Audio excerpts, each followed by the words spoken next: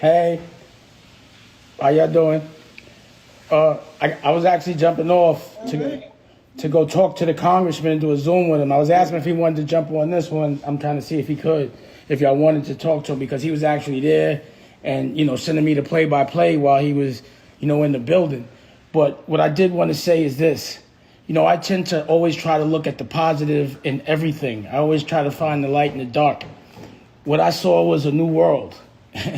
A world where it's not us that are rioting and it's not us that are looking crazy to the rest of the world. The narrative is different right now. To me, that was exposure. It was proof of concept. We've been saying that they don't treat, there's this entitlement where the police ain't going to treat someone white the same way they're going to treat someone black. It was showcased. It was like when Martin Luther King was like, stand down and take the abuse just so they could see it. I almost felt like they let their guards down so they could actually see what the bad part of America looks like, how they dress, their mentality, and what they're beefing about. They're beefing because their president didn't win. They're not beefing because they've been enslaved.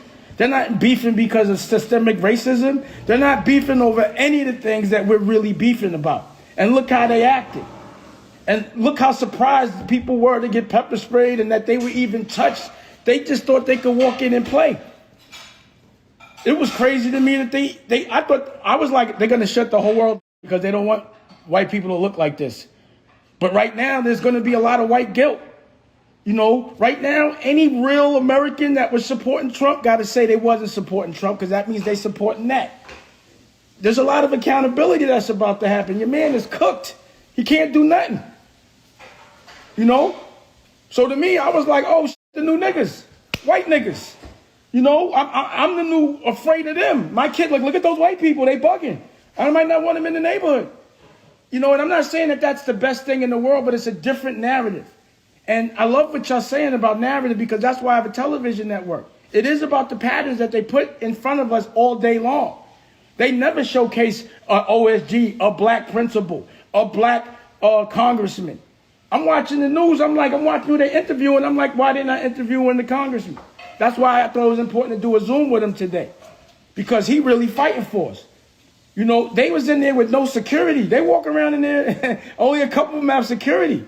So he was in the room by himself like, yo, I'm in here. I was like, yo, you want me to send somebody? Like, what should I do? But at the end of the day, it was like the end of a bad day. It was proof of concept out really how bad this man is. And also, I was watching Republicans fight Republicans. I'm used to seeing black people fight black people. So it was me being able to look at them the way they be looking at us. I'm like, they look bad. I'm like, that's how they be trying to make us look. But this is how they look right now. So I would say capitalize off of the moment. Be strong. Like before shit was going on, they wouldn't be talking about this. People, no one can say that this dude is all right because people got killed. Everybody's jumping on this man. So he's out of here. But a lot of things got exposed. In therapy, you have to see the dark and feel it to get to the light. This is what I call therapy.